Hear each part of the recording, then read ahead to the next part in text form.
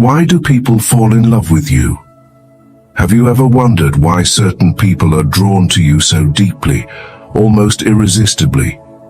Is it really about your personality, your looks, or your charm? Or could there be something much deeper happening beneath the surface? Carl Jung, one of the most influential psychologists of the 20th century, believed that love is not random. In fact, people fall in love with you only for two profound reasons, and both are rooted in the deepest layers of the human psyche. In this video, we will explore Jung's fascinating ideas on love, projection, the anima and animus, and why people are magnetically pulled toward you, not for who you appear to be, but for what you represent in their inner world.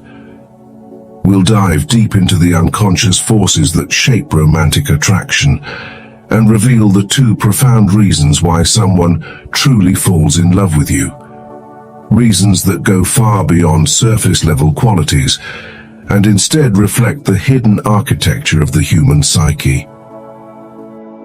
Before we begin, make sure to subscribe to the Mental Dose channel and join our Telegram community, where you'll get early access to new videos and insights on personal and spiritual growth. Now let's get started. We often like to think of love as a magical accident, a spark that ignites without warning. Yet for Carl Jung, even the most sudden attraction follows a deeper order, an inner logic crafted not by chance, but by the unconscious. What feels like a spontaneous connection is rarely spontaneous at all. It is the visible result of invisible forces, shaped by years of inner development, unprocessed emotion, and unmet needs. Behind every instant bond is a structure, a silent architecture of the psyche, that guides us towards certain people and not others. And this is where Jung introduces the idea of projection. Each of us carries hidden images within, fragments of who we are, who we were, or who we long to become. These images are often repressed, denied, or lost in the shadows of our unconscious. But they don't disappear. They wait, and they speak to us through others. When we meet someone who resonates with these inner fragments, we feel drawn to them in a way that seems mysterious, even magical. But it's not them we're seeing. It's a part of ourselves reflected in their presence.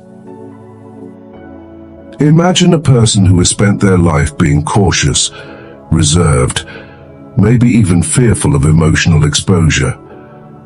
When they meet someone bold, expressive, and unapologetically free, they may feel captivated.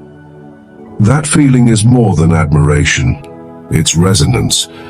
That other person embodies something dormant within, a potential that's been buried under years of suppression. The attraction is real, but the true force behind it is the unconscious, responding to what it needs in order to evolve. The same is true in reverse. Someone might fall in love with you not because of your visible traits, but because you unknowingly represent something they lack. A trait, a quality, an emotional tone they've been unconsciously searching for. You become the missing piece, the living symbol of a part of themselves they have not yet developed. Reason 1. You represent something they lack. It's not simply about opposites attracting. It's that opposites reveal what is missing. A rational person may be drawn to someone deeply emotional. An introvert may fall in love with an extrovert. A structured soul may be fascinated by someone chaotic. But this admiration can easily slip into dependence. If the person does not recognize that what they admire in you is something they could nurture in themselves, they may cling to you not out of genuine love, but out of unconscious need. And as soon as that need changes, or as soon as your humanity disrupts their idealized image, the attraction may fade. This is the danger of projection. It creates an illusion of connection that often cannot withstand the truth of reality. And when the illusion breaks, the love built on it begins to collapse. Jung didn't stop at projection. He took this even further with his concept of the anima and animus, archetypal images of the opposite gender that live deep within the psyche. For Jung, every man carries within him an unconscious image of the feminine, his anima, while every woman carries within her an unconscious image of the masculine, her animus. These aren't random preferences or cultural roles. They are inner figures shaped by our earliest relationships, especially with parental figures, and by the collective symbols of femininity and masculinity inherited from culture, myth, and the human psyche itself. Over time, these archetypes become emotionally charged blueprints. We carry them unknowingly, and one day we meet someone who seems to fit them perfectly.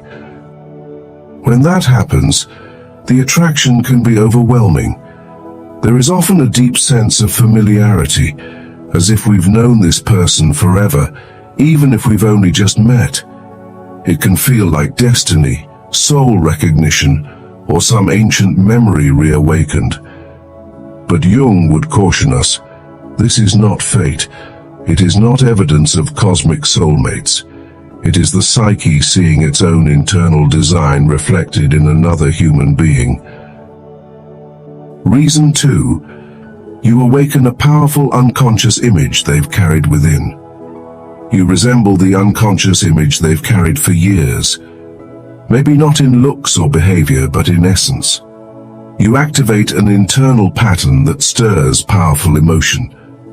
And that's why the connection feels immediate and irrational. It's not about you. It's about the symbol you've become to their inner world. But here lies the problem. When someone falls in love with an inner image projected onto you, they're not really seeing you. They're seeing a fantasy, a sacred idea, a psychological construction. You become the screen for a projection that was written long before you arrived. And as soon as the real you begins to emerge, your flaws, your contradictions, your human nature, the fantasy begins to crumble. What once felt divine becomes confusing. What once felt perfect now feels complicated. Conflicts emerge. Disappointment follows. The illusion collapses under the weight of truth. This is why so many passionate relationships begin with euphoria and end in chaos. They weren't based on mutual understanding, but on archetypal projection, an unconscious script trying to play itself out in the real world. But no human can live up to an archetype forever.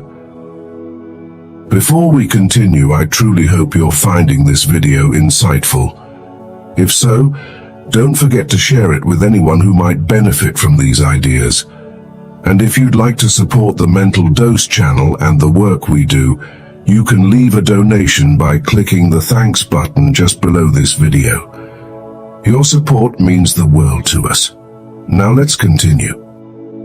Despite the pain and confusion that projection often brings, Jung did not see this as failure. On the contrary, he believed it was an essential part of our growth. Love is not just an emotional experience, it is a tool of transformation. Every person we fall for becomes a mirror, and what we see in them is what we need to see in ourselves. Some people reflect our hidden potential, others expose our deepest fears. Some awaken our creativity, others our insecurity. But all of them serve the same psychological purpose: to accelerate the process of individuation, the journey of becoming whole. When someone falls in love with you, they may believe they are seeing something magical in you, and they are. But the magic lies in what you awaken inside them. You are not just a person, you are a symbol, a turning point, a psychological invitation. And the same is true in reverse. The people you fall in love with, especially the ones who shake you, who change you, who break your heart. They are not random. They are carriers of meaning, catalysts for your inner evolution. Some people come to awaken what's dormant in you. Some come to teach you what you've refused to learn. Others come simply to show you your own reflection, distorted or clear, depending on how ready you are to look. Not all of these relationships are meant to last. Some are meant to disrupt. Some are designed to break patterns. Jung called these encounters synchronistic, events that are not logically connected, yet deeply meaningful. When someone appears in your life at a precise moment and evokes powerful feelings, it may not be coincidence. Your unconscious and theirs was ready. And the meeting itself was a sign that change had already begun. These are not mistakes, even the painful ones, even the ones that leave scars, especially those. So, why do people fall in love with you? Because you either reflect something they desperately need, or you activate something they have forgotten. In both cases, the love is not really about you. It's about the self trying to evolve. And the same is true for you. You fall in love with those who mirror your missing parts, those who resemble your inner images, those who, knowingly or not, carry the key to your next chapter of growth. But if you don't recognize these patterns, you risk staying trapped, attracted to the same types, repeating the same relationships, chasing the same illusions.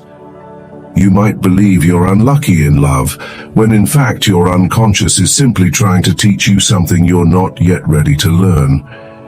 Jung would say the answer is awareness. Once you understand your projections, your inner figures, your patterns, you stop looking for someone to complete you. You start becoming whole within yourself. And from that place, love transforms. It's no longer based on fantasy or fear. It becomes real, grounded, free. Because in the end, the deepest love is not about finding the perfect person. It's about awakening the parts of yourself that have been waiting to be seen.